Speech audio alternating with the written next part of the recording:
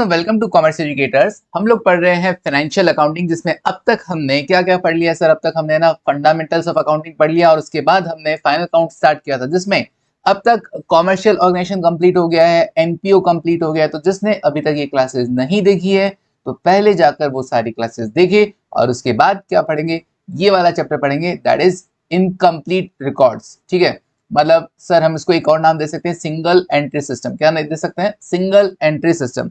तो इस बार हमें क्या करना है, इस बार हमें फाइनेंशियल स्टेटमेंट तैयार करने हैं। कहां से? इनकम्प्लीट डेटा से।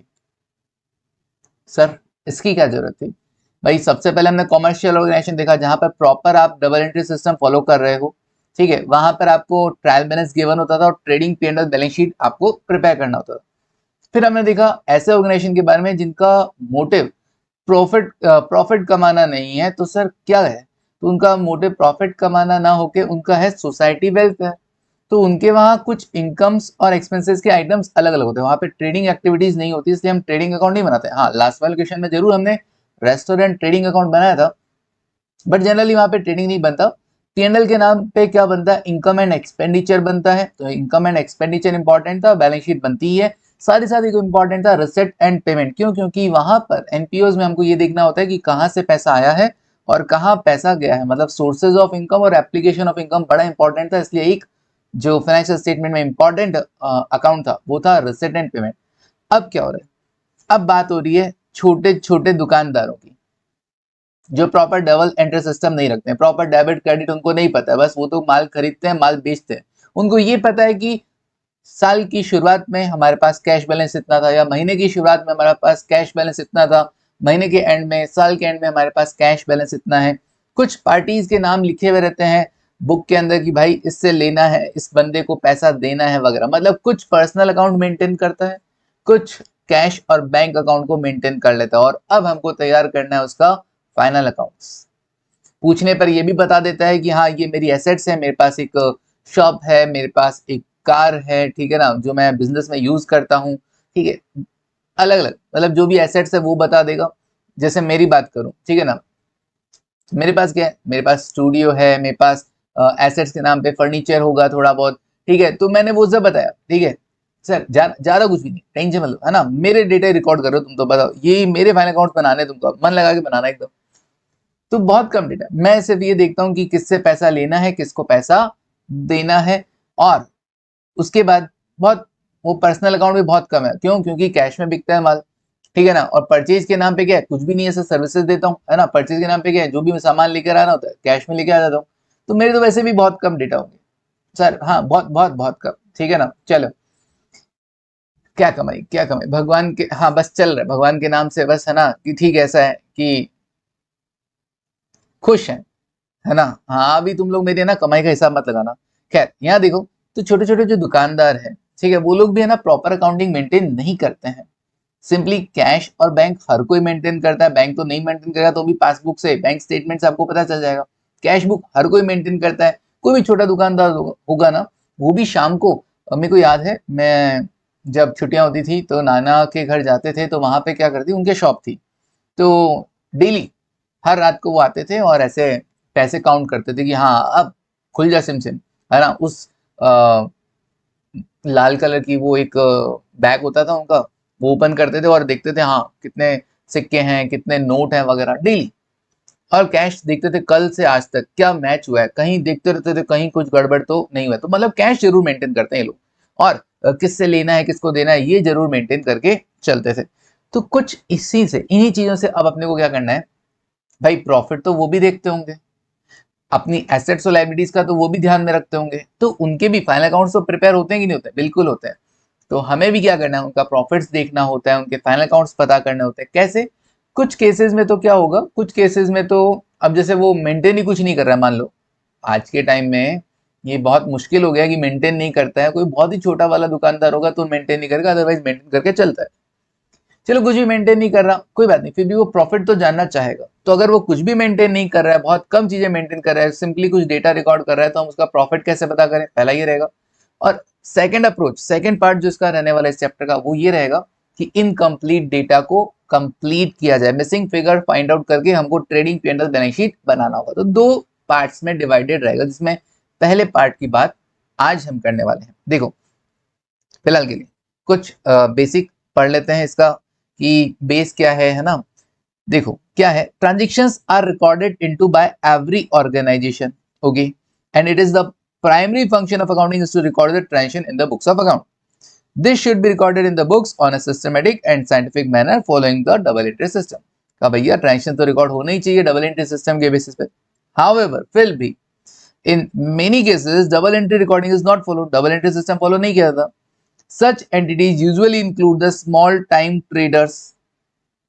छोटे छोटे ट्रेडर्स होते हैं such as grocery stores, kirana shop, etc. The small entities record the transaction on a casual and sketchy manner and thus result in incomplete recording of the transaction. इससे क्या करते हैं, वो हर ट्रांजेक्शन को रिकॉर्ड भी नहीं कर पाते हैं. तो सर अब क्या करें? This incomplete manner of recording the transaction is commonly referred to as single entry system. क्या बोलेंगे इसको? सिंगल एंट्री सिस्टम भी प्यार से बोला जाता है. अब इसमें क्या प्यार है, किसी के पास जा रहा है तो दे रहा है. ठीक है, देखो सिंगल एंट्री सिस्टम क्या होता है, is an approach of recording transaction which does not follow the principle of double entry system. अच्छा सर, सिंगल एंट्री क्या होता है सर? जो डबल एंट्री फॉलो नहीं कर रहा है, प्रॉपर डेबिट क्रेडिट मेंटेन नहीं कर रहा है, वो सिंगल एंट्री सिस्टम फॉलो कर रहा है. Under this system some transaction में बी फुल्ली रिकॉर्डेड, कुछ का तो दोनों साइड रिकॉर्ड कर दिया, while some transaction get partially recorded, कुछ को वन साइडेड रिकॉर्ड किया, वन साइडेड रिकॉर्ड नहीं किया. मतलब मैंने माल बेचा है ना, किसी को उधारी माल बेचा, तो उस बंदे का नाम तो रिकॉर्ड कर लिया, लेकिन बेचने वाला साइड रिकॉर्ड ही नहीं किया, सेल्स को रिकॉर्ड ही नहीं किया. Okay, and some other transaction में बी एंटायरली ओमिटेड, और कुछ ट्रांजेक्शन तो फालतू के थे, तो हमने कहा कि रहने दो इनको, भूल जाओ, ओमिटेड, इनका क्या रिकॉर्ड करना है, ये भूल गए रिकॉर्ड करना. दस द टर्म सिंगल एंट्री का मतलब ये नहीं है कि आपने डेबिट रिकॉर्ड किया क्रेडिट नहीं किया, या क्रेडिट रिकॉर्ड कर लिया डेबिट नहीं किया. नहीं, जैसे तुम लोग डबल एंट्री समझते हो कि डेबिट और क्रेडिट, तो सिंगल एंट्री तुम क्या समझोगे, डेबिट किया क्रेडिट नहीं किया, वो तो फिर एरर में चला जाएगा, फिर रेक्टिफिकेशन करना पड़ेगा. नहीं, सिंगल एंट्री का मतलब है कि अबे मेरे को जैसा जरूरत था मैंने रिकॉर्ड किया, मेरे को उसके दो साइड रिकॉर्ड करना मेरे को सही लगा तो मैंने दो साइड कर लिया, मेरे को उसका एक साइड रिकॉर्ड करना सही लगा तो मैंने एक साइड रिकॉर्ड, मुझे लगा कि ट्रांजेक्शन रिकॉर्ड करना ही नहीं, छोड़ो मैंने रिकॉर्ड ही नहीं किया. It would rightly be refer to as incomplete record. तो सर तरीके से तो देखा जाए तो इसको सिंगल एंट्री नहीं, इसको इनकम्प्लीट रिकॉर्ड्स बोलना चाहिए. बिल्कुल, तो इसीलिए इस चैप्टर के दो नाम हैं, एक तो इनकम्प्लीट रिकॉर्ड्स और दूसरा single entry system. Now features क्या है? It is an unscientific approach, बिल्कुल जो मन में आया वो कर रहे हैं, unscientific approach of recording transaction. दूसरा, it is a mixture of किसका, no entry, single entry, double entry. बिल्कुल, या एंट्री हुई नहीं, या दोनों साइड रिकॉर्ड कर लिया, या एक साइड रिकॉर्ड किया. This system is usually followed by small businesses, semi skilled service provider and worker etcetera who can't maintain books under double entry system. जो डबल एंट्री सिस्टम पे नहीं मेंटेन कर पाते, नहीं है इतना सब कुछ, ठीक है, सिंपल सा जुगाड़ है, ठीक है, माल आता है बेच लेते हैं भाई साहब हमारे पास और क्या है, तो वो सिंगल एंट्री सिस्टम मेंटेन कर लेते हैं. There is no uniformity in the recording of transaction. बोला ना, किसी को दोनों साइड रिकॉर्ड करता है, किसी का एक साइड रिकॉर्ड करता है एटसेट्रा. यूजुअली, हाँ ये ध्यान रखना, only the cash and personal accounts are recorded. मैंने बोला था कैश, बैंक और पर्सनल अकाउंट्स ही रिकॉर्ड करते हैं. In this system the original voucher of different transactions are kept for the future references. जो भी वाउचर्स वगैरह बिल वगैरह है ना, वो प्रॉपर हम मेंटेन करते हैं. ठीक है, चलिए, भले अकाउंट्स मेंटेन नहीं कर रहे हैं, वाउचर्स वगैरह प्रॉपर हम रखते हैं. ठीक है, डन. आगे बढ़ते हैं. Accounting from incomplete records and preparation of final accounts. कैसे होगा? मैंने कहा था ना, दो अप्रोचेस रहेगा. देखो, the businesses which does not follow the formal double entry system of accounting do not have any uniformity in their practice. They record the transaction as per their own wish. मन मर्जी के मालिक होते हैं अपने. Such entities do not maintain the regular books of account. Proper कोई tally system नहीं है, कोई और particular system नहीं है डेटा रिकॉर्ड करने के लिए. And fail to draft the trial balance and financial statement. इसलिए वो ट्रायल बैलेंस या फाइनेंशियल स्टेटमेंट नहीं बना पाते. However, such smaller entities are also interested in determining the operating result and financial position. करना जाना कुछ नहीं है, लेकिन प्रॉफिट हमको पता करना है, हमको बैलेंस शीट बनानी है. अच्छा, it may not be possible for such entity to determine the correct operating result and reflect the true financial position at the end of the accounting period from such partial and incomplete record. अब भाई तुम तो कह दोगे बनाना है, but क्या एकदम accurately बन पाएगा इनकम्प्लीट डेटा से? क्वेश्चन आएंगे तो बन पाएगा, क्योंकि क्वेश्चन उस हिसाब से सेट होगा। लेकिन प्रैक्टिकल लाइफ में तुमको बता दूं, अगर डेटा प्रॉपर मेंटेन नहीं होता है तो भाई फाइनल अकाउंट बनाना बड़ा टिपिकल होता है। Now there are two recognized approaches, का दो अप्रोचेस हैं। क्या क्या है? एक तो बैलेंस शीट अप्रोच है सर, एक तो बैलेंस शीट अप्रोच है, net worth approach, comparison approach. Sir ये कैसी अप्रोच है? मैं क्या बताता हूँ।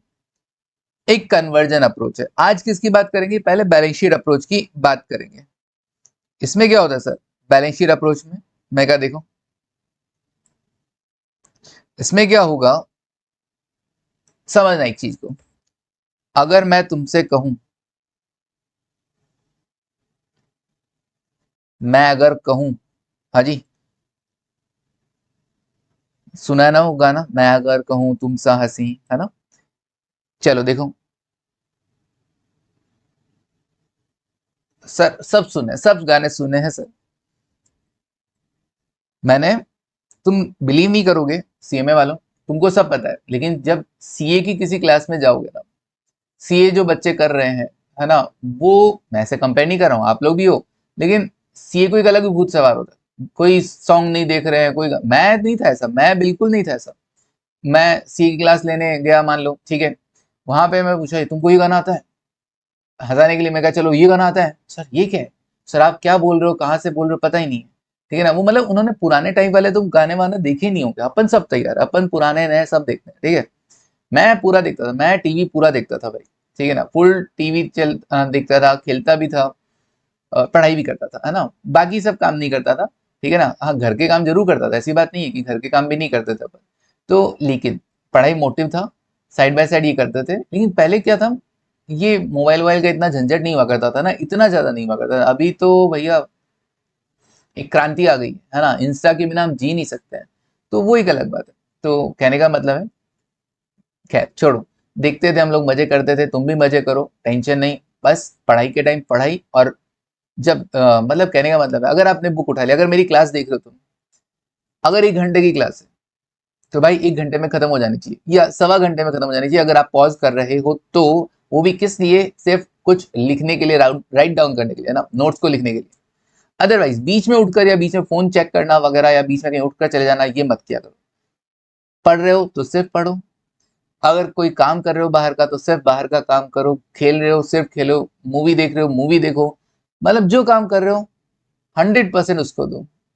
तो देखो, पढ़ रहा हूं तो मूवी याद आ रही है, ठीक है, मूवी में बैठा हूं तो अपना काम याद आ रहा है, ऐसा नहीं होना चाहिए। वो इंसान कभी मजा नहीं कर पाएगा और कभी टारगेट भी पूरा नहीं कर पाएगा। जो काम कर रहे हो अच्छे से करो। तुमको 6 घंटे पढ़ना है, 6 घंटे जमकर पढ़ो।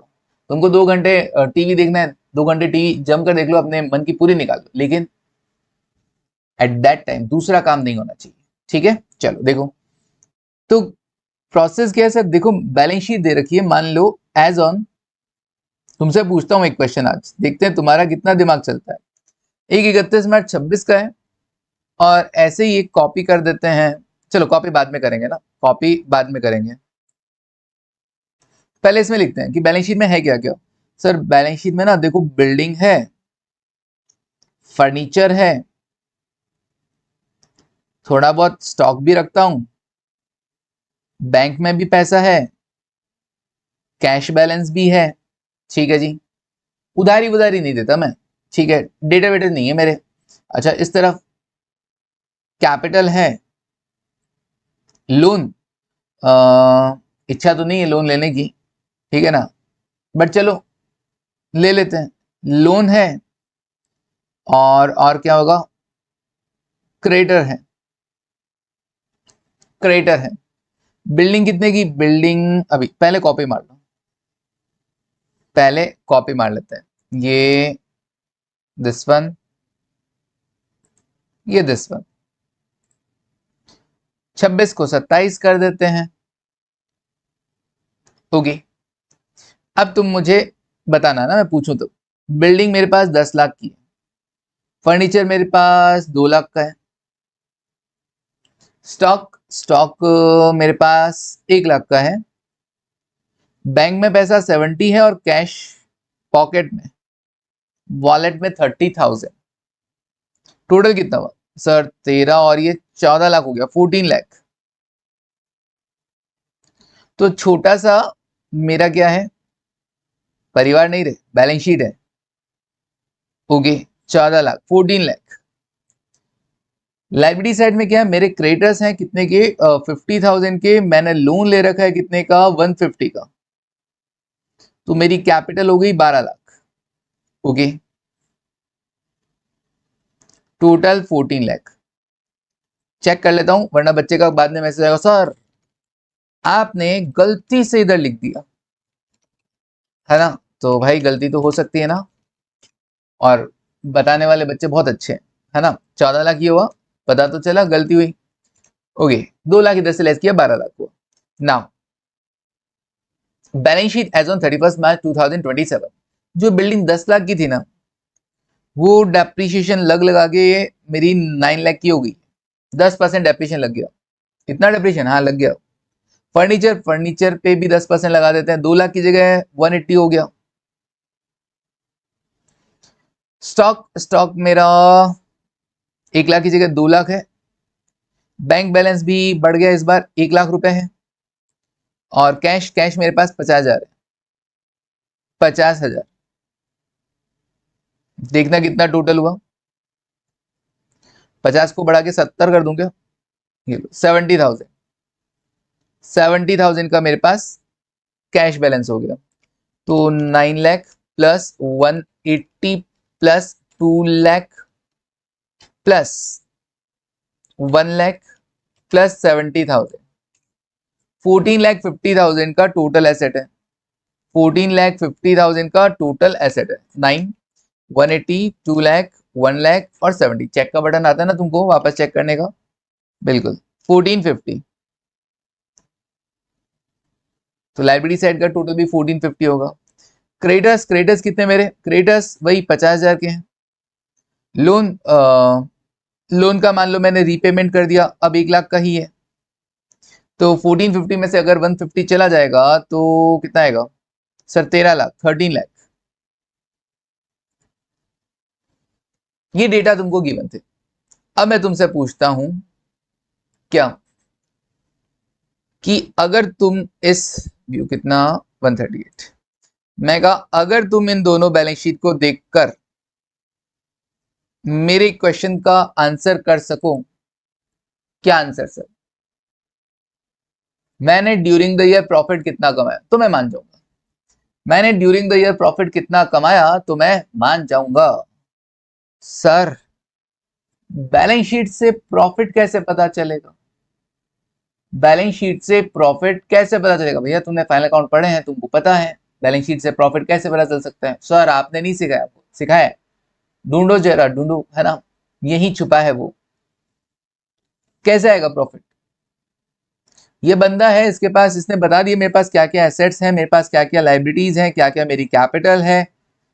अभी आपसे पूछता है बताओ मैंने पूरे साल में प्रॉफिट क्या कमाया, तो तुम कहोगे पागल हो गए, ना खर्चे दे रखे ना इनकम दे रखी, प्रॉफिट कहां से बता देंगे।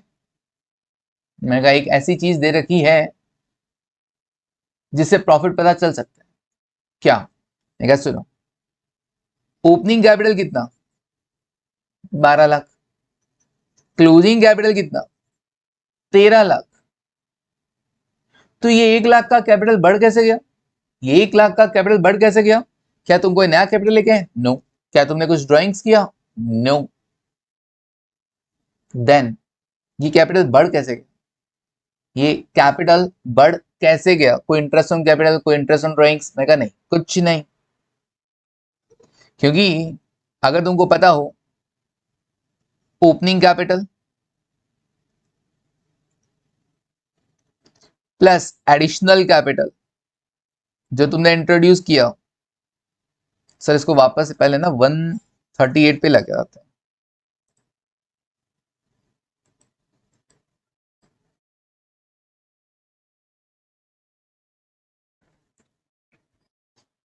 देखो एक स्टेटमेंट बनाता हूं, उससे शायद तुमको और समझ में आए, फिर मैं और डेटा भी दूंगा। Opening capital plus additional capital plus additional capital होगी, नया और कोई कैपिटल लेकर आए, माइनस ड्राइंग्स होगी, फिर प्लस अगर करंट ईयर में कोई प्रॉफिट हुआ हो तो profit will be transfer to the capital account, याद है surplus will be transfer to the capital fund, commercial में पढ़ा था profit will be transfer to capital account, loss होगा तो sir loss also will be transfer to capital and loss से capital कम हो जाता है, डेफिसिट से कैपिटल फंड कम हो जाता है, बिल्कुल। मान लो दो आइटम और दे रखी हो, इंटरेस्ट ऑन कैपिटल, पार्टनरशिप का केस हो तो कैपिटल पे इंटरेस्ट भी दिया जाता है, तो इंटरेस्ट ऑन कैपिटल की वजह से ओपनिंग कैपिटल बढ़ जाता है, और इंटरेस्ट ऑन ड्राइंग्स की वजह से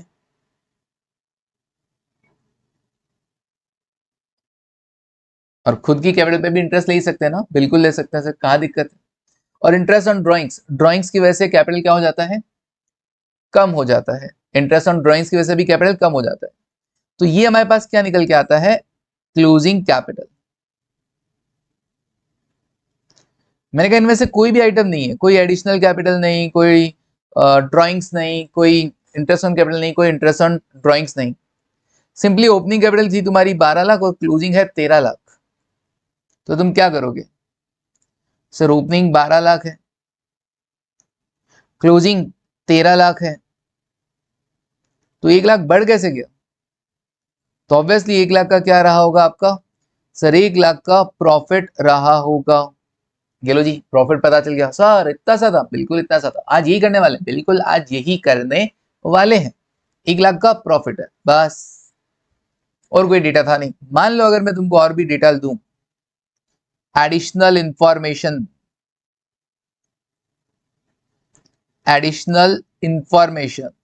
ओके, अगर और भी डेटा दूं जैसे कि एडिशनल कैपिटल, मैं कह दूं कि तुम एक्स्ट्रा कैपिटल लेकर आए थे कितना 50,000,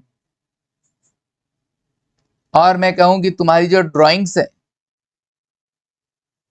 वो हर महीने की 2000 है, 2000 पर मंथ होगी, तो क्या अब तुम मुझे बता सकते हो कि तुमने प्रॉफिट कितने का कमाया होगा, क्या अब तुम मुझे बता पाओगे कि तुमने प्रॉफिट कितने का कमाया होगा, बताओ, अब बताओ कि तुमने प्रॉफिट कितने का कमाया होगा। सिर्फ opening capital 12 lakh, closing 13 lakh, तो 1 लाख बढ़ा तो मैं प्रॉफिट, मैंने कहा नहीं प्रॉफिट नहीं, पहले एडिशनल कैपिटल भी तो देखो, वो 1 लाख जो बढ़ा उसमें 50,000 एडिशनल कैपिटल भी तो है। अच्छा अगर केवल एडिशनल कैपिटल होता तो मैं कहता 50,000 का प्रॉफिट कमाया, क्योंकि 1 लाख जो इंक्रीमेंट हुआ है उसमें 50,000 तो एडिशनल कैपिटल और 50,000 आपका प्रॉफिट है। फिर कहा ड्रॉइंग्स, तो ड्रॉइंग्स हुआ तो भाई 2,000 पर मंथ मतलब 24,000 पर एनम हो गया कि नहीं हो गया, बिल्कुल सालाना कितना 24,000। इस ड्राइंग्स की वजह से आपकी कैपिटल कम भी तो हुई होगी, बिल्कुल सर, ड्राइंग्स से हम क्या करते हैं, हमारी कैपिटल को कम कर देते हैं। तो 12 लाख प्लस 50,000 माइनस 24,000, तुम्हारी कैपिटल होनी चाहिए थी 12,26,000, जबकि है कितनी 13 लाख, तो कितने से और बढ़ गई सर, 74,000 से बढ़ गई। दैट मीन्स तुमने ड्यूरिंग द ईयर प्रॉफिट कितना कमाया 74,000। कैसे करोगे, कैसे करोगे, अगर ये अभी लिखा हुआ ना होता मान लो, ठीक है, ये अभी नहीं लिखा हुआ, तो तुम कैसे करोगे, सबसे पहले क्या लिखोगे, क्लोजिंग कैपिटल 13 लाख, मैंने लिखा क्लोजिंग कैपिटल 13 लाख, फिर अब यहां से ओपनिंग कैपिटल माइनस कर देना, जो चीज पॉजिटिव है प्लस है उसको माइनस करना, 13 लाख में से 12 लाख माइनस किया, ये यहाँ पे प्लस हो रहा है, हम माइनस करेंगे माइनस 50,000, और जो माइनस हो रहा है उसको प्लस कर देंगे प्लस 24,000, 74,000 ओके सर, डन है, बिल्कुल सर डन है, 74,000 आ गया प्रॉफिट फॉर द ईयर, आ गया प्रॉफिट फॉर द ईयर। चलिए समझ में आया क्या, हाँ सर समझ में आया, बढ़िया से आया, बिल्कुल बढ़िया से आया। मतलब हम अगर दो बैलेंस शीट को कंपेयर करें, कैपिटल बैलेंसेस को, ओपनिंग क्लोजिंग, और हमारे पास कुछ एडिशनल इंफॉर्मेशन हो इनके रिगार्डिंग, तो हम प्रॉफिट और लॉस पता कर सकते हैं, बिल्कुल पता कर सकते हैं। चलिए इसी बेसिस पे हम आगे बढ़ते हैं। तो ये हमारा क्या था सर, ये हमारा था कौन सा अप्रोच, बैलेंस शीट अप्रोच कह दो, नेटवर्थ अप्रोच कह दो, या कंपेयर कर रहे हैं ना ओपनिंग और क्लोजिंग कैपिटल को, तो कंपैरिजन अप्रोच बोल दो। कन्वर्जन की आज बात नहीं कर रहे हैं, अभी सिर्फ बैलेंस शीट अप्रोच या नेटवर्थ बोल दो या कंपैरिजन अप्रोच बोल दो, बस उसी की ही बात की जा रही है। तो हमें सबसे पहले क्या करना होगा, स्टेटमेंट ऑफ अफेयर्स बना लेना होगा बिगनिंग और एंड का, फिर हमें स्टेटमेंट ऑफ P&L बना देना होगा, और फिर हमें एक बार फिर से प्रॉपर बैलेंस शीट बना देने को बोला है कि एट द एंड हमको प्रॉपर बैलेंस शीट फिर से बना देना होगा। क्यों बनाना होगा? सर वो प्रॉफिट वगैरह दिखाना पड़ेगा ना, कि जैसे यहाँ पर हमने क्लोजिंग कैपिटल कितना लिखा, 13 लाख लिखा, उसको प्रॉपर दिखाना है कि ओपनिंग 12 है, प्लस एडिशन 15 है, माइनस ड्रॉइंग्स 24 है, प्लस प्रॉफिट 74 है, तब जाके क्लोजिंग 13 है। ये प्रॉपर दिखाने के लिए हम एक बार और स्टेटमेंट ऑफ अफेयर्स बनाएंगे। मतलब सबसे पहले हम बैलेंस शीट बनाकर क्या करेंगे, हमको ये सब डेटा गिवन होंगे, तो हम ओपनिंग कैपिटल पता कर लेंगे और इनको यूज करते हुए क्लोजिंग कैपिटल पता कर लेंगे। फिर हम बनाएंगे क्या, फिर हम बनाएंगे स्टेटमेंट ऑफ P&L, प्रॉफिट पता करेंगे, और फिर हम बना देंगे वापस से एक बार बैलेंस शीट जिसमें सारे डेटा प्रॉपर्ली मेंशन होंगे। बस इतना सा करना है। हाँ सर, कन्वर्जन अप्रोच कल पढ़ेंगे, जहां पर हम क्या करेंगे, मिसिंग डेटा फाइंड आउट करेंगे और फिर हमारे proper trading P&L balance sheet बनेगा। आज तो सिर्फ और सिर्फ प्रॉफिट की कैलकुलेशन हो रही है कंपेयर करते हुए, कल मिसिंग फिगर्स होंगे, मिसिंग डेटा होंगे, बाकी की डेटा आपको गिवन होंगे, तो वहां से हम ट्रेडिंग P&L और बैलेंस शीट सीखेंगे। तो सर आज कितने क्वेश्चन करने हैं, आज हमको करने हैं 1, 2 एंड 3, 3 क्वेश्चन हमको आज कंप्लीट कर देने हैं। तो चलिए चलते हैं क्वेश्चंस की तरफ, चलिए देखते हैं वो 3 क्वेश्चन कौन कौन सा। देखो फर्स्ट क्वेश्चन बड़े आसान आसान से ना, और बहुत जल्दी जल्दी हो जाएंगे, बहुत जल्दी जल्दी हो जाएंगे। देखो, mister Prakash keeps his account on single entry system, बढ़िया बात है जी। He has given following information about his assets and liabilities, okay, क्या क्या, creditors, cash at bank, B P, B R, data, stock, machinery और कंप्यूटर। ठीक है जी, ये सारी इनकी इंफॉर्मेशन है। 31 March 22, 31 March 23, during the year Prakash brought additional capital. अच्छा, क्या क्या डेटा गिवन है, देखो additional capital 7500 in the business, he withdraw goods, उसने गुड्स विड्रॉ किया। अच्छा, ड्रॉइंग्स है सर, चाहे गुड्स हो चाहे कैश, ड्रॉइंग्स तो ड्रॉइंग्स होती है, drawings account debit to cash, drawings account debit to purchases, याद है, पर्सनल यूज के लिए। Interest on opening capital is to be given, opening capital पे इंटरेस्ट देना है, ओपनिंग कैपिटल पे इंटरेस्ट देना है कितना, 5%। और इंटरेस्ट ऑन ड्रॉइंग्स कितना, interest on drawings is to be charge at the rate 10%। ठीक है, ड्रॉइंग्स कब हुई कब नहीं हुई पता नहीं, तो अगर कुछ नहीं बोलते हैं, अच्छा 10% क्या है, कुछ नहीं बोला तो हम क्या लगा देंगे सर, 6 मंथ्स के लिए हम अप्लाई कर देंगे, 6 मंथ्स के लिए हम अप्लाई कर सकते हैं वैसे तो। बाकी पर एनम नहीं लिखा सर, तो पर एनम नहीं लिखा तो हम है ना क्या कर सकते हैं, पूरे साल भर के लिए भी अप्लाई कर सकते हैं। ठीक है, पूरे साल भर के लिए भी अप्लाई कर सकते हैं, जैसे आप चाहें। तो वैसे तो कायदे से यहाँ पे क्या लिखना चाहिए था, पर एनम लिख देना चाहिए था, पर एनम। तो ड्रॉइंग्स कितनी थी सर उसकी, 2100 और 7200, तो 9300, कायदे से तो उसका यहाँ पे लिखना चाहिए था 10% पर एनम, 10% पर एनम। और फिर हम क्या करते हैं, क्योंकि ड्राइंग्स कब किया पता नहीं, तो हम क्या कर लेते हैं, 6 महीने के लिए चार्ज कर देंगे। ये ध्यान देना, यहाँ पर एनम जरूर लिखना, वरना मैं 10% डायरेक्ट भी अप्लाई कर सकता था। अब इसमें अपने को क्या करना है सर, सबसे पहले तो ना हमको बैलेंस शीट बनाना है ओपनिंग और क्लोजिंग, जिसको हम नाम देंगे स्टेटमेंट ऑफ अफेयर्स। क्या नाम देंगे, स्टेटमेंट ऑफ अफेयर्स। अच्छा सर, आपने वहां पे स्टेटमेंट ऑफ अफेयर्स बताया था ना, हम सोचे पता नहीं क्या है, कौन से अफेयर्स की स्टेटमेंट मांग ली इन लोगों ने, कुछ नहीं है, बैलेंस शीट है। स्टेटमेंट ऑफ अफेयर्स मतलब बैलेंस शीट। तो क्या मुझे एक बात बताओ, आप ओपनिंग डेटा से और क्लोजिंग डेटा से ओपनिंग और क्लोजिंग बैलेंस शीट बना सकते हो? बिल्कुल सर, बिल्कुल बना सकते हैं, इसीलिए मैं यहाँ पर आपसे वो मेहनत नहीं करवा रहा हूँ। और ओपनिंग बैलेंस शीट से ओपनिंग कैपिटल और क्लोजिंग बैलेंस शीट से क्लोजिंग कैपिटल हमें पता चल जाएगा। तो बैलेंस शीट बनाना हमारे लिए कोई टफ टास्क नहीं है, इसलिए मैंने इवन अमाउंट तक लिख दिया, अमाउंट तक लिख दिया। क्या तुम मुझे बता सकते हो प्रॉफिट कितना है? स्टेटमेंट ऑफ प्रॉफिट और लॉस तुमको बनाना है, तो बस वो बना देंगे। कैसे बनाओगे, सबसे पहले लिखना क्लोजिंग कैपिटल कितना, 131400, closing capital, closing capital 131400, 131400, 131400, okay. फिर उसके बाद ओपनिंग कैपिटल कितना 96,000, माइनस कर देना ओपनिंग कैपिटल। ओपनिंग कैपिटल कितना था सर? ओपनिंग कैपिटल था 96,000। अगर और कोई एडजस्टमेंट नहीं होता तो मेरा यही क्या आ जाता, प्रॉफिट आ जाता, 1,31,400 माइनस 96,000। मेरी कैपिटल बढ़ी तो क्यों बढ़ी? प्रॉफिट हुआ होगा, लेकिन नहीं।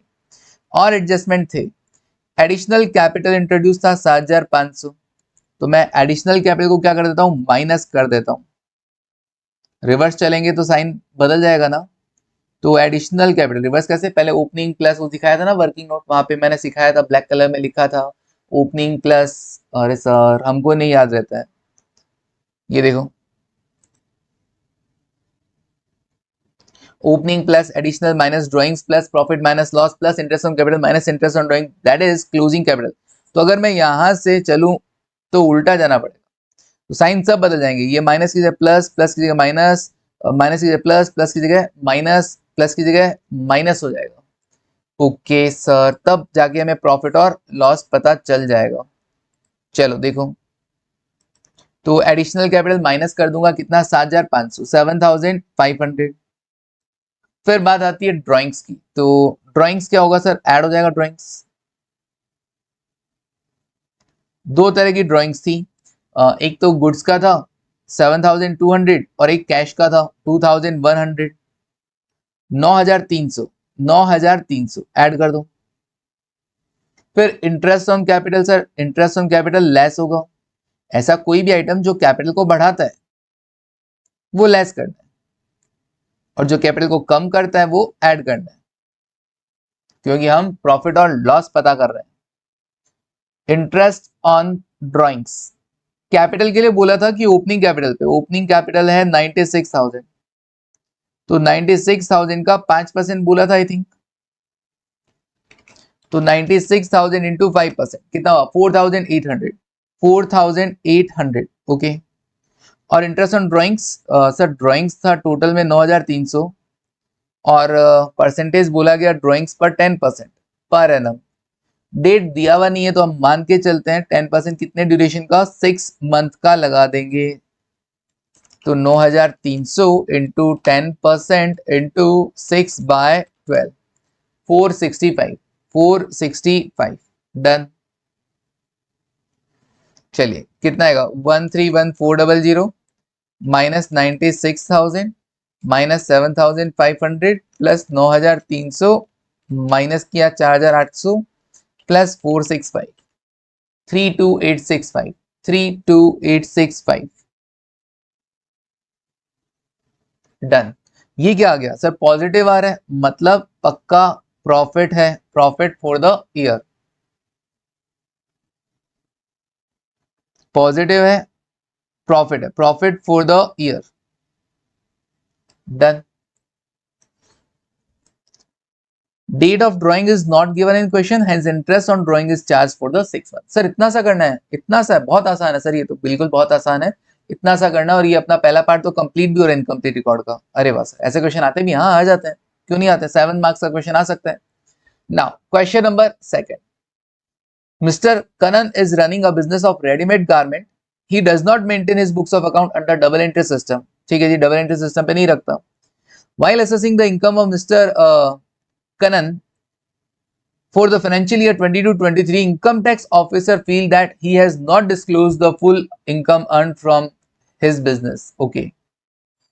He provide you the following information. आपको दिया 31 मार्च 22 का एसेट्स लायबिलिटी, 31 मार्च 23 का एसेट लायबिलिटी, साथ में बोला एडिशनल इंफॉर्मेशन के नाम पे उसका मंथली ड्राइंग्स था 32,000, और इनकम डिक्लेयर्ड जो बोला है, इनकम टैक्स ऑफिसर कह रहा है कि प्रॉफिट आपका हुआ है 9,12,000।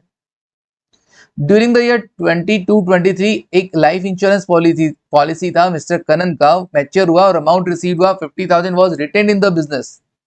भाई कोई लाइफ इंश्योरेंस पॉलिसी मैच्योर हो रहा है और उसका पैसा तुम बिजनेस में रख रहे हो, तो ये पर्सनल पैसा बिजनेस में है ना, तो अमाउंट इंट्रोड्यूस्ड इन बिजनेस, ये क्या है? Amount introduced in business, okay, additional capital है, हाँ एडिशनल कैपिटल। आप अपना पर्सनल पैसा बिजनेस में लेकर आ रहे हो तो आप एडिशनल कैपिटल लेकर आ रहे हो, और आप बिजनेस का पैसा बिजनेस से बाहर पर्सनल काम के लिए लेके जा रहे हो तो वो ड्रॉइंग्स होता है। ठीक है सर, ये अमाउंट इंट्रोड्यूस इन बिजनेस 50,000। बताओ इनकम टैक्स ऑफिसर का कंटेंशन करेक्ट है कि नहीं है, कि क्या वो सही बोल रहे हैं कि नहीं बोल रहे हैं। मैं कहा मेरे को पता लगाने दो भैया, इनकम कितना है, इनका प्रॉफिट कितना है। मैं कहा दोनों बैलेंस शीट बनाओ और देखो क्या बने। मैंने कहा बैलेंस शीट क्या बना है, बैलेंस शीट ये देखो, एसेट माइनस लाइबिलिटी कर दो, अपने आप कैपिटल पता चल जाएगा। तो मैंने किया यहाँ पे asset minus liability, assets minus liabilities, तो मेरे पास आ गया कैपिटल। क्लोजिंग भी और ओपनिंग भी एडिशनल इंफॉर्मेशन के नाम पे मेरे को ड्राइंग्स दे रखा था, मंथली ड्राइंग्स और एडिशनल कैपिटल है, बस दो चीजें, हाँ दो ही चीजें। तो मैं लिख देता हूं सर, ये तो बेहद आसान है। क्लोजिंग कैपिटल से आपकी शुरुआत हो जाएगी स्टेटमेंट ऑफ प्रॉफिट और लॉस की। क्लोजिंग कैपिटल कितना, 22,60,000, 22,60,000। ओके, लेस क्या कर दूंगा, लेस ओपनिंग कैपिटल, लेस क्या कर देंगे, ओपनिंग कैपिटल कितना सर, ओपनिंग कैपिटल है 12,52,000, 12,22,000। ओके, फिर उसके बाद सर एडिशनल कैपिटल इंट्रोड्यूस्ड, बिल्कुल एडिशनल कैपिटल इंट्रोड्यूस्ड, उसको हम माइनस कर देंगे। ऐसा कोई भी चीज जो कैपिटल को बढ़ा रहा हो माइनस कर देना, कितना 50,000। और ऐसा कोई भी आइटम जो कैपिटल कम करे उसे ऐड कर देना, ड्राइंग्स, ड्राइंग्स। ओके, 32,000 मंथली है भाई, मंथली ड्राइंग्स, तो केवल 32 मत लिख देना, गलत हो जाएगा। 32,000 लिखते हैं, ड्राइंग्स कितना, 32,000 की ड्राइंग्स है पर मंथ, तो 12 महीने में कितना होगा, 12 मंथ्स में कितना होगा। ओके, तो देखो 32,000 इंटू 12 कुछ ज्यादा नहीं हो रहा है, 3,84,000 की ड्राइंग्स, 3,84,000 की ड्राइंग्स। ठीक है, ऐड कर दो 3,84,000 की ड्राइंग्स। ना 22,60,000 में से माइनस किया 1252, माइनस किया 50,000 और प्लस कर दिया 3,84,000, तो मेरे पास ये आ रहा है क्या, 13,42,000, 13,42,000। ओके, 13,42,000, ये क्या है sir, profit for the year, profit for the year. Okay, और अच्छा मैंने शायद यहाँ पे गलत इंटरप्रिटेशन किया होगा, इनकम टैक्स ऑफिसर को डिक्लेयर नहीं है, इनकम टैक्स ऑफिसर ने नहीं बोला कितनी इनकम है, income declare to income tax officer, मतलब आपने जो रिटर्न फाइल किया उसमें कितना इनकम दिखाया, 9,12,000। आपने जब रिटर्न फाइल किया अपना इनकम टैक्स रिटर्न, तो उसमें आप बोल रहे हो कि 9,12,000 है, जबकि आपका प्रॉफिट तो 13,42,000 है। तो बताओ, इनकम टैक्स ऑफिसर कह रहा है कि आपने कुछ पैसा छुपाया है, आपने अपनी इनकम छिपाई है, दैट इज सप्रेस्ड इनकम। क्या वाकई में आपने अपनी इनकम छिपाई है, बिल्कुल।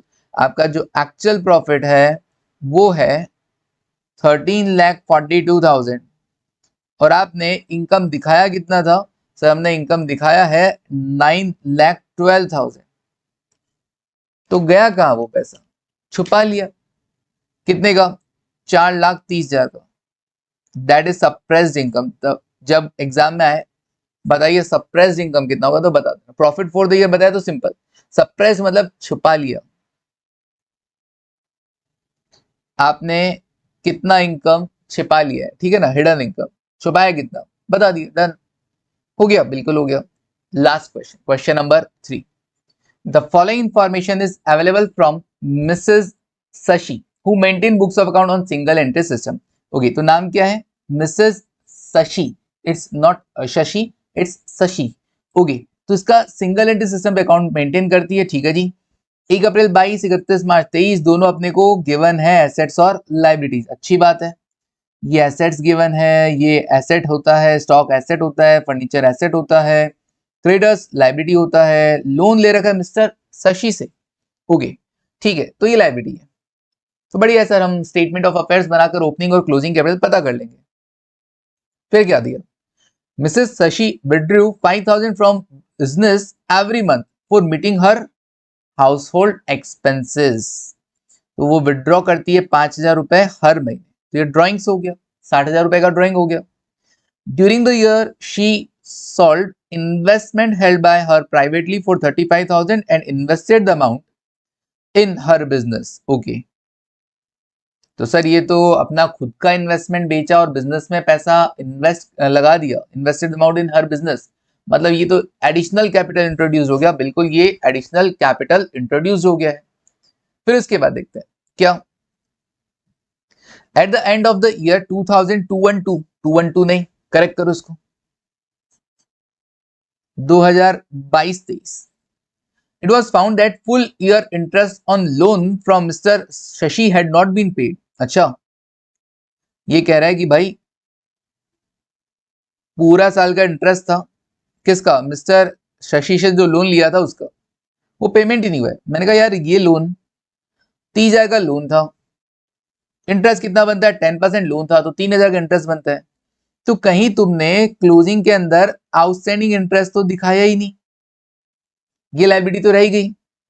हाँ पेमेंट नहीं हुआ है तो आउटस्टैंडिंग इंटरेस्ट हो जाएगा कि नहीं जाएगा, बिल्कुल ये लायबिलिटी है तो ऊपर शामिल नहीं हुआ। तो क्या करेंगे सर, इसका बताऊंगा, दो तरीके से क्वेश्चन सॉल्व करवाऊंगा। सर हम कौन सा करेंगे, दोनों में से जो अच्छा लगे कर सकते हो। Depreciation eight the rate, depreciation का क्या बोल रहा है सर, डेप्रीशिएशन लगा दिया eight the rate 10% was to be provided on furniture for the full year, पूरे साल का डेप्रीशिएशन लगाना है।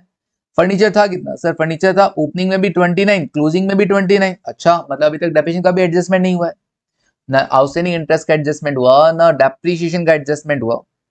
फिर ये शॉप असिस्टेंट, ये क्या है, बागा बॉय, तारक मेहता बागा boy, was to be given a share of 5% on the profit ascertained before charging such share. Okay. After नहीं, बिफोर चार्जिंग सच शेयर उसको कमीशन 5% प्रॉफिट भी मिलेगा। ये अभी टू बी गिवन है, ये भी मिला नहीं अभी तक, तो इसका भी एडजस्टमेंट होगा। सर ये भी लायबिलिटी हो गया ना, कमीशन देना है, हाँ बिल्कुल बागा बॉय वेट कर रहा है कब सैलरी के बाद कमीशन भी मिलेगा, प्रॉफिट में से हिस्सा मिलेगा 5%। अरे वाह, कब सेठ जी हमको पैसा देंगे। Calculate profit earn during the year, अब बताइए प्रॉफिट कितना कमाया। सर ये नीचे के 3 आइटम का पता नहीं, बाकी तो मैं बता सकता हूं। मैं क्या बताऊं, क्या करोगे, स्टेटमेंट ऑफ अफेयर्स बनाओगे, ये वाले डेटा लेकर क्लोजिंग कैपिटल पता कर लो, ये वाले डेटा लेकर ओपनिंग कैपिटल पता कर लो। अभी तक ये जो है फुल ईयर इंटरेस्ट वाला, डेप्रिसिएशन वाला, शॉप असिस्टेंट एक बार के लिए छोड़ दो। ओके तो सर मैंने ये ओपनिंग कैपिटल पता कर दिया और ये क्लोजिंग डेटा लेकर मैंने क्लोजिंग कैपिटल भी पता कर दिया। कौन से डेटा, वही 4 एसेट्स और 2 लायबिलिटीज, 4 एसेट्स और 2 लायबिलिटीज जो हमको दे रखी थी एज इट इज हमने लिखा। फर्नीचर क्लोजिंग में 29 था तो मैंने यहाँ पे 29 ही लिखा, आउटस्टैंडिंग इंटरेस्ट का एडजस्टमेंट नहीं किया। बागा बॉय का कमीशन का प्रॉफिट में हिस्सा का मैंने कहीं जिक्र नहीं किया है। अच्छा सर, तो सर ये तो गलत बैलेंस शीट बन गया ना। फिर मैंने कहा हाँ बिल्कुल, अगर तुम कहो कि क्लोजिंग कैपिटल 83,000 तो मैं कहूंगा नहीं, क्लोजिंग कैपिटल 83,000 नहीं, अभी तक कुछ एडजस्टमेंट होने बाकी हैं। तो सर हम ऐसा कैसे लिख सकते हैं, मैं क्या लिख सकते हैं, मुझे तो प्रॉफिट की कैलकुलेशन करनी है, मैं कोई बैलेंस शीट नहीं बना रहा, मैं तो स्टेटमेंट ऑफ अफेयर्स है जिसकी हेल्प से मैं प्रॉफिट पता कर रहा हूं। तो अब क्या करें सर, मैं क्या देखो क्या करता है आज तक, closing capital, closing capital minus क्या कर देना, ओपनिंग कैपिटल, माइनस कर देता हूं इधर ही, चलो नीचे ही कर देता हूं, ओपनिंग कैपिटल, जगह कम थी मुझे लग रहा है, opening capital. Okay closing capital minus क्या कर देना, ओपनिंग कैपिटल, और क्या करना, कोई एडिशनल कैपिटल हो वो भी माइनस कर देना, माइनस एडिशनल कैपिटल, कोई ड्राइंग्स हो तो ऐड कर देना ड्राइंग्स। यहां तक के तो एडजस्टमेंट करो। क्लोजिंग कितना, गलत ही सही 83,000 का क्लोजिंग है। ओपनिंग कैपिटल कितना, 44,000 का ओपनिंग है। एडिशनल कैपिटल उसने अपने इन्वेस्टमेंट बेचे थे और बिजनेस में पैसा लगाया था 35,000 का, तो माइनस कर देता हूं एडिशनल कैपिटल। फिर ड्राइंग्स कितना था, हर महीने का 5,000 था, हर महीने का 5,000, 5,000 एवरी मंथ। ओके, तो मैं 5,000 रुपए हर महीने का, पर मंथ, 12 महीने के लिए, 12 मंथ्स, 60,000 रुपए, 60,000। ओके, कितना आएगा सर, 83,000 माइनस 44,000 माइनस 35,000 प्लस 60,000, 64,000, 64,000। तो ये प्रॉफिट आता अगर वो नीचे 3 एडजस्टमेंट ना होते, तो ये प्रॉफिट आ जाता बिल्कुल। लेकिन तुमको क्वेश्चन वाले ने कहा कि अभी तक ये 3 एडजस्टमेंट तो हुए ही नहीं है, डेप्रिसिएशन चार्ज नहीं हुआ, इंटरेस्ट का एंट्री अभी तक हमने नहीं किया, तो सर इंटरेस्ट आउटस्टैंडिंग है तो क्या हुआ, खर्चा तो है कि नहीं है, बिल्कुल सर खर्चा है, तो आउटस्टैंडिंग इंटरेस्ट के लिए खर्चा बुक करेंगे, खर्चा बुक करोगे तो प्रॉफिट कम होगा बिल्कुल। तो मुझे क्या करना है, एक तो डेप्रिसिएशन से प्रॉफिट को कम कर देना है, डेप्रिसिएशन से दो काम होंगे, प्रॉफिट भी कम होता है और एसेट की वैल्यू भी कम होती है, राइट। तो मेरे को क्या करना है, प्रॉफिट को रिड्यूस कर देना, और इंटरेस्ट इसको भी एडजस्ट नहीं किया, नहीं सर इसको भी एडजस्ट नहीं किया है, तो इंटरेस्ट की वजह से भी क्या होगा, प्रॉफिट्स रिड्यूस हो जाएंगे। और बागा बॉय को कमीशन दोगे उसकी वजह से भी होगा, लेकिन वो कमीशन खुद प्रॉफिट पर बेस्ड है, तो पहले बाकी का प्रॉफिट तो आए। ये तो जैसा कॉमर्शियल ऑर्गेनाइजेशन में पढ़ा था ना अपन ने, लास्ट में कमीशन देना होता था, याद है, वर्क मैनेजर, जनरल मैनेजर, तो उसको हमने दिया था, एक को बिफोर एक को आफ्टर, तो इसको बिफोर ही देना है, तो रेट अपॉन 100 करना है बस। अब तो सर ये प्रॉफिट आ जाता, लेकिन अभी हमको एडजस्टमेंट क्या करना है, items not yet adjusted, items not yet adjusted, उनको हमको एडजस्ट करना है। क्या क्या है इसमें, है एक तो डेप्रिसिएशन है, एक है interest on loan, interest on loan किसे, मिस्टर शशि से, और एक है बागा बॉय का प्रॉफिट में हिस्सा, शेयर ऑफ, या कमीशन बोल दो इसको, commission, commission to shop assistant.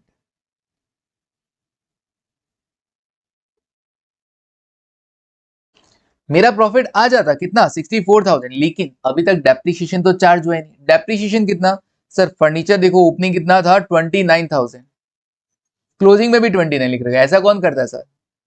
तो हमें क्या करना होगा, डेप्रिसिएशन चार्ज करना होगा, क्या रेट है 10%, तो 29,000 का 10%, डेप्रिसिएशन चार्ज हुआ ही नहीं, अगर होता तो प्रॉफिट रिड्यूस होते, तो डेप्रिसिएशन कितना 29,000 का 10%, 2,900 लेस कर दोगे। Interest on loan, mister Shashi से लोन कितने का था, 30,000 का लोन था, 30,000 का, ओके, 30,000 का लोन था और रेट कितना था 10%। तो पूरे साल भर का क्या बोल रहे हैं, full year interest is outstanding, had not been paid, तो मैंने लिखा 30,000 का लोन है और 10% इंटरेस्ट आउटस्टैंडिंग है, पे नहीं हुआ अभी तक, तो लायबिलिटी है। हम लोग कॉमर्शियल ऑर्गेनाइजेशन में, एनपीओ में सब पढ़ गए हैं भाई, पे नहीं हुआ तो क्या हुआ, खर्चा तो मानना है ना, रिलेटेड टू करंट ईयर है, खर्चा तो मानना है। Now commission to shop assistant, commission कितना देना है, तो सर कमीशन इसको ये हटा देता हूं, कमीशन कितना, मैं क्या, देखो ऐसा है, अगर ये बागा बॉय का कमीशन नहीं होता, प्रॉफिट में हिस्सा नहीं होता, तो मेरे प्रॉफिट होते ये, मेरे प्रॉफिट होते ये 64,000 माइनस 2,900 माइनस 3,000, 5800, 58,100 का प्रॉफिट होता। अब कमीशन कितना देना है, 5%, कमीशन कितना देना है 5%, जो बचा हुआ प्रॉफिट है उस प्रॉफिट में हिस्सा कितना देना है 5%, तो बचा हुआ प्रॉफिट था 58,100, उसका 5%, 2905, 2905, ये मैं क्या दे दूंगा, कमीशन दे दूंगा, किसको, शॉप असिस्टेंट को, बागा बॉय को।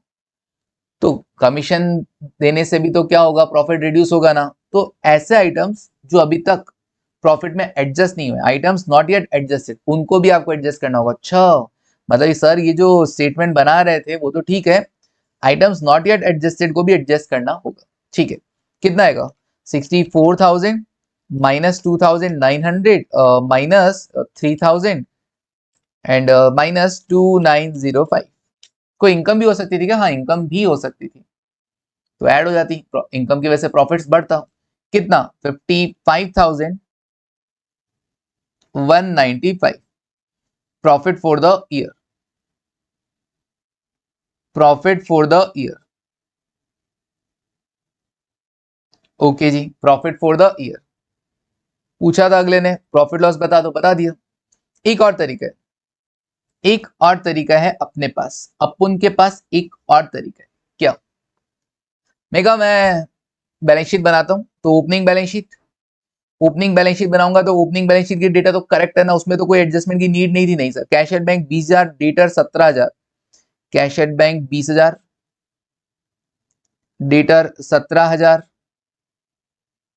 स्टॉक कितना? स्टॉक ओपनिंग में 40 था, फर्नीचर 29 था। स्टॉक 40 था, फर्नीचर 29 था, इसका टोटल था 1,06,000, 1,06,000। ओके, लाइबिलिटी साइड का टोटल भी 1,06,000। लाइबिलिटीज में क्या क्या थे सर? लाइबिलिटीज में था क्रेडिटर्स और लोन 32 और 30, 32 और 30।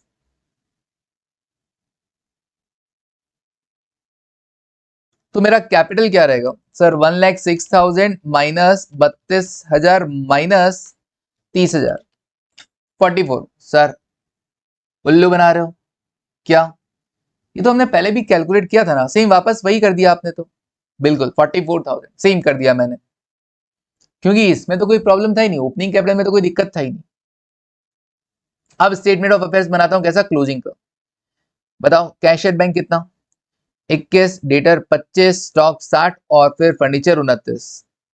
तीन चीज लिखता हूं, cash 21, debtor 25, stock 60। Cash 21, debtor 25, stock 60। अगले ने दिया वो मैंने लिख दिया 21, 25 और 60। कहीं कोई दिक्कत नहीं सर? कहीं कोई दिक्कत नहीं। फर्नीचर, फर्नीचर में क्या था सर? फर्नीचर बोल रहे हैं 29,000, जबकि फर्नीचर में डेप्रिसिएशन का एडजस्टमेंट अगर हम कर देते तो हमारा फर्नीचर कितना वैल्यू होता? मैंने कहा फिर तो फर्नीचर का वैल्यू, अब मैं क्या कर रहा हूँ, एडजस्टमेंट जितना पॉसिबल है एडजस्टमेंट वो करने जा रहा हूँ। तो फर्नीचर मेरा कितना था सर? फर्नीचर है ना 29,000 का है। तो मैंने क्या किया, इस फर्नीचर में से डेप्रिसिएशन 2,900 लेस कर दिया। ओके, तो 29,000 माइनस 2,900, मैंने कहा फर्नीचर का एक्चुअल वैल्यू शो करो, जितने एडजस्टमेंट पॉसिबल हैं स्टेटमेंट बनाने से पहले, स्टेटमेंट बनाने से पहले जो एडजस्टमेंट पॉसिबल है कर लो। Okay, 26,100 plus 60,000 plus 25,000 plus 21,000, 132,100, 132,100। हाँ, ये वो टोटलिंग पहले वाली रह गई है, 132,100। क्रेडिटर्स कितने के? क्रेडिटर्स सर साल के एंड में 22,000 के और लोन था 30,000 का, तो इनमें कोई चेंज है क्या? नहीं, इनमें कोई चेंज नहीं है, 22 और 30 है, 22,000 और 30,000। बट सर एक चेंज था, क्या? लोन पर आउटस्टैंडिंग इंटरेस्ट भी था, तो दिखाओ आउटस्टैंडिंग इंटरेस्ट, आउटस्टैंडिंग इंटरेस्ट भी दिखा दो। कितना सर? 30,000 का लोन था, 30,000 का 10%, 3,000। मैं कहा फिर कमीशन टू शॉप असिस्टेंट भी दिखा देते।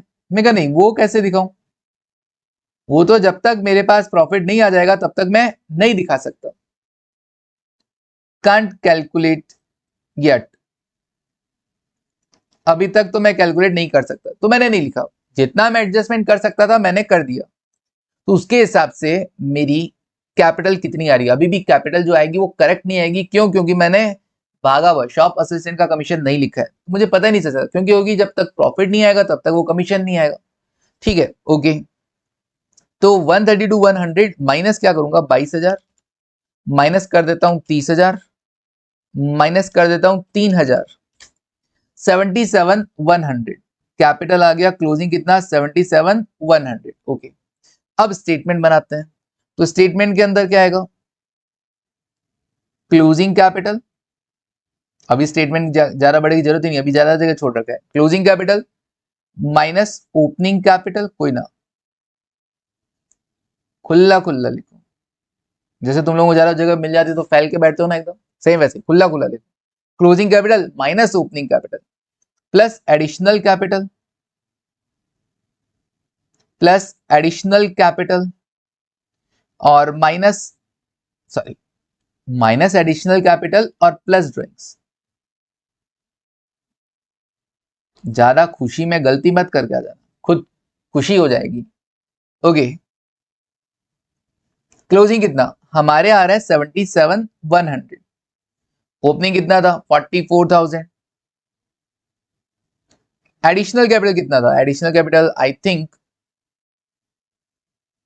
कितना था 35,000। ओके, आई थिंक क्या होता है सर, देख के आ गए 35,000। ओके, फिर ड्राइंग्स कितना 5,000 पर मंथ, कितने महीने का, 12 महीने का, 12 मंथ्स। ठीक है जी, 60,000 ये ऐड कर दिया 60,000, तो उसके हिसाब से कितना प्रॉफिट आना चाहिए था, माइनस करता हूं 44,000 माइनस 35,000 प्लस 60,000, 58,100, 58,100 याद आ रहा है ये वैल्यू, हाँ सर, बागा बॉय का एडजस्टमेंट करने से पहले यही प्रॉफिट आ रहा था, बिल्कुल। अब items not yet adjusted, items not yet adjusted, मजबूरी थी मेरी कि मैं बागा बॉय वाला तो कर ही नहीं सकता था क्योंकि वो प्रॉफिट पर ही बेस्ड था, तो commission to shop assistant, commission to shop assistant कितना 58,100 का 5%, 58,100 का 5%। ओके, 58,100 का 5% इंटू किया 5% कितना 2905, 2905 बस। नाउ देखो कितना करोगे माइनस करने पर 55,195, प्रॉफिट फॉर द ईयर 55,195। तो सर आखिर कहना क्या चाहते हो, मैंने कहा कहना ये चाहता हूं कि अगर आप एज इट इज डेटा ले लिए, ठीक है, आउटस्टैंडिंग इंटरेस्ट वगैरह नहीं लिखा, तो कोई बात नहीं, जिन आइटम्स का एडजस्टमेंट आपने क्लोजिंग बैलेंस शीट में नहीं किया उनको आप यहां पे करना होगा, स्टेटमेंट ऑफ प्रॉफिट और लॉस में यहां पे कर देना होगा। अगर इनकम है तो प्रॉफिट बढ़ जाएगा, खर्चे हैं तो प्रॉफिट कम हो जाएगा। अगर आप जितना पॉसिबल एडजस्टमेंट कर सकते हो कर देते हो, फर्नीचर मेरे को एडजस्ट करना था मैंने कर दिया, एज इट इज नहीं लिखा, आउटस्टैंडिंग इंटरेस्ट मुझे पता था बैलेंस शीट में लायबिलिटी है तो मैंने लायबिलिटी में दिखा दिया, तो जो जो आइटम ऊपर एडजस्ट कर दिए फिर वो यहाँ पर नहीं दिखाने पड़े, यहाँ पर केवल आइटम्स नॉट येट एडजस्टेड में केवल वही आएगा जिसका अभी तक एडजस्टमेंट नहीं हुआ, कांट कैलकुलेट येट। तो दो तरीके, मतलब रटना नहीं है कि क्या आना है क्या नहीं आना है, समझना है, या तो इधर आ जाएगा तो इधर नहीं आएगा, अगर इधर नहीं लिखा इधर एडजस्ट नहीं किया उन आइटम्स को तो इधर करना पड़ जाएगा, सिंपल, क्लियर है वाली चीज, डन। चलिए, तो इस क्वेश्चन को दो तरीके से सॉल्व करवाने का पर्पज यही था, कॉन्सेप्ट क्लियर हो जाए। अब मुझे बताना किस किस का ये कॉन्सेप्ट क्लियर हुआ, वाकई में अच्छा लगा, और मॉड्यूल में पता है तुमको अलग अलग तरीके से सॉल्व करेगा, हमको उस तरीके से नहीं करना, एक ही तरीके से यही पैटर्न रखना है। अच्छा लगे तो लाइक जरूर करना, कमेंट जरूर करना, मैं आपकी कमेंट पढ़ता हूँ ना, आज मैंने कमेंट देखा, सर आप हमारे कमेंट तो पढ़ते नहीं, फिर कमेंट करने के लिए बोलते क्यों, भाई मैं सबके कमेंट पढ़ता हूँ, है ना, सबके कमेंट देखता हूँ कि कौन थैंक यू बोल रहा है, कौन अच्छे अच्छे मैसेजेस कर रहा है, ठीक है ना, कौन समझ रहे हो ना, कौन क्या कर रहा है, सब नजर है मेरी, ठीक है ना, यूं।